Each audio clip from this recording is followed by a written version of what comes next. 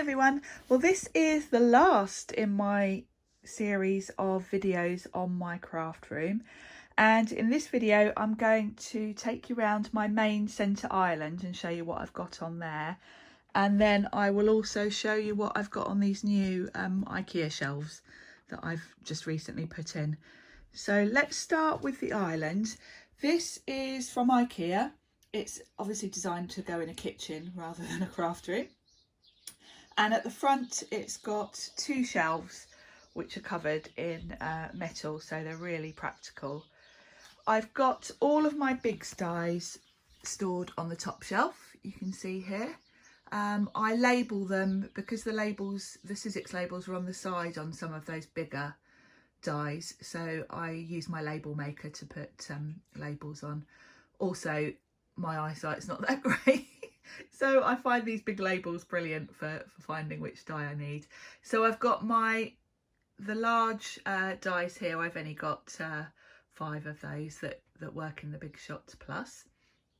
Then I've got a whole load here. These are mostly Eileen Hull. You can see lots of all the journals and things. Then I've got the large bigs, and then the rest of it is all the let me just move that kitchen towel out of the way.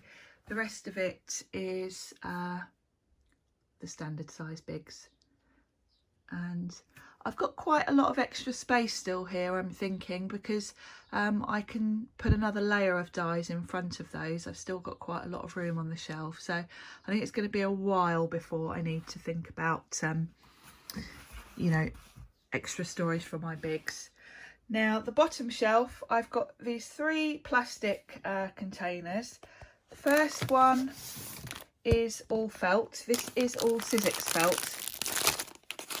Sizzix do felt at the moment in neutral, and then you get pastels and brights. So I've got all my supplies there. The next one is other felt. I've bought over the years all sorts of different felts. I particularly like this grey, which I've bought a couple of meters of, so I keep other felt in there.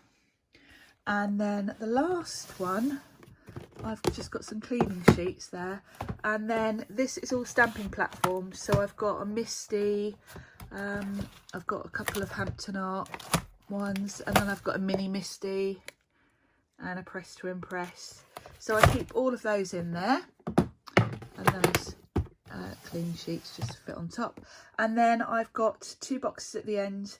Those are just full of cards that fit in my printer, because this is sort of quite close, you can see, to my desk area and my printer.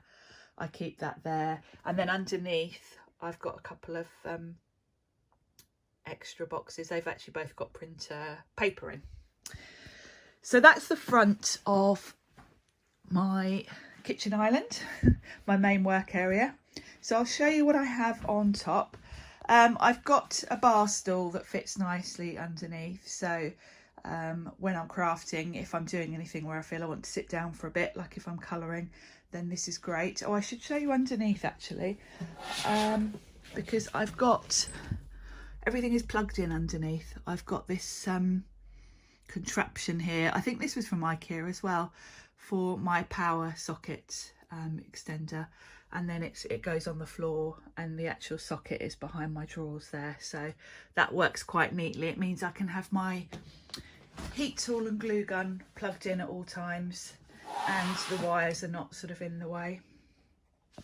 So on my desk I've got, this is a piece of old vinyl flooring.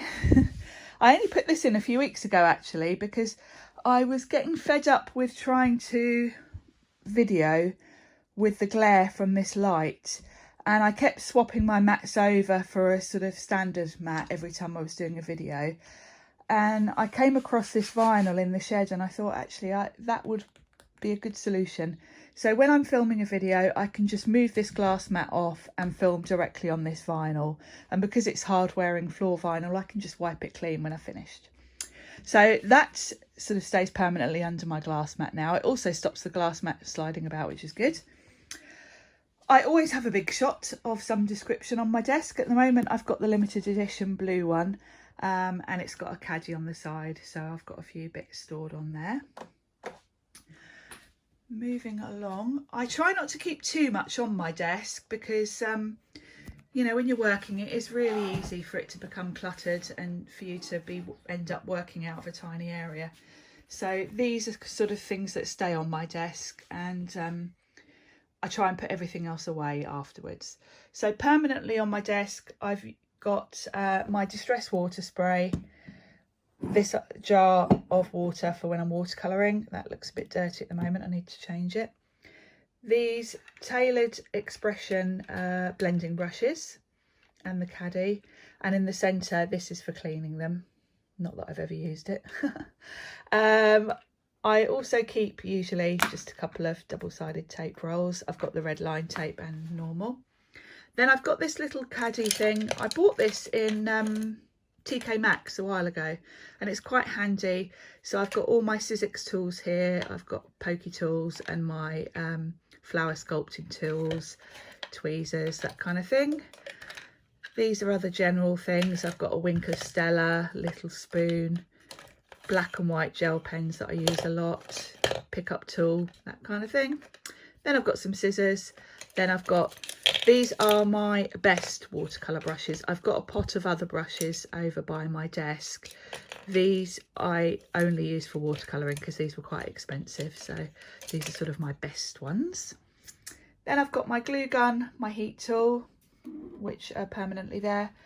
I keep a tub of baby wipes to hand, and I keep them in this container so that they stay wet.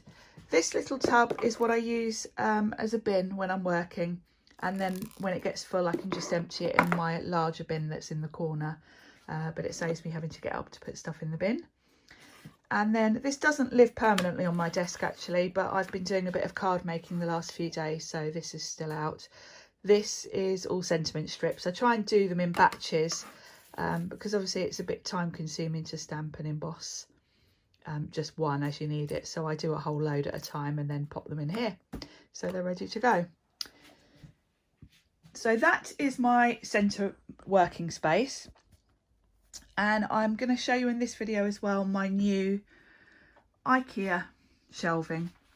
I can't remember the name of this. I'll put a link to it in the description, but I've basically got, they come in two sizes, a long length and a short length, and it just so happened by complete fate that a long and a short are the perfect length for this gap. There is literally about 2 centimeters at the end, so this is a shorter one. You can see the join here, and then a longer one. So it's a perfect solution for this area. On the top row I've got Tonic Nouveau drops in rainbow order, of course. On the next shelf, these are all my acrylic paints. They are mostly paper artsy, they're fresco finish paints, and Creative Expressions chalk paints. There are a few odd other ones, a few deco art and whatever, but that's the majority. The next shelf down, I've got, at the moment, I've got my Prima paints here. I probably won't keep these here forever. I might move these to a drawer at some point because they don't particularly look like Pretty Rainbow order because of the different colours. So as I find other items that might look better on here, I'll probably swap those out. Then I've got all my Sizzix sequins and beads in rainbow order, of course, and next to those are my Sizzix glitters to match. These all match the Sizzix cardstock, so you do get a lovely rainbow of colours. So that's those. And then on the bottom shelf, at the moment, I've got, I haven't got many of these yet, the distress sprays, the oxide sprays. I've got, I think, literally 2 of the normal distress sprays and the rest are oxides. And then in front of those, I've got the new distress embossing glazes. And then for the rest of this, it's mostly empty, apart from I've got these Arteza mica powders. And I'm not gonna lie, I only bought those because I thought they'd look fantastic on my shelf because the colours were, you know, beautiful rainbow. So that's it at the moment. I've only had this shelving up for couple of months, I suppose now. So it's a bit of a work in progress. They're not full, and when they are full, I want them to be pretty. So I will be only putting things on there that I can kind of put in a nice rainbow order and make them look nice. I will mention what I did to the top couple of shelves. Because I had more paints and Nuvo drops than would fit in one long row, I wanted a bit of a step up at the back so that you could see 2 layers at once. I looked at a few different ways of doing this. I looked at getting wood blocks, but that really would make these heavy because they really are quite long. To have a wooden block on there would have added a bit of weight, and these are glued to the wall because I've just got panelling on the walls in here. So what I found as a solution is polystyrene block. So it weighs nothing, and I was able to just cut it to the exact size I wanted. And because it's white, it blends in with the shelving and is barely noticeable. If I'd have put wood, I'd have had to paint it white really just to make it blend in. So it was a kind of really quick fix, and I think it's worked perfectly. So I can see what's behind, which is just exactly what I needed. So that's a bit of an overview. I'll probably do an update video maybe in the future once I've changed this up a bit, if I find something else to add onto it instead of those Prima paints. And maybe the bottom shelf, when I've filled it, I'll do an update video. But hopefully you've enjoyed that, and don't forget to check out the other videos in this series of videos because I've got videos showing you all around this room. Thanks for watching, and I'll see you soon.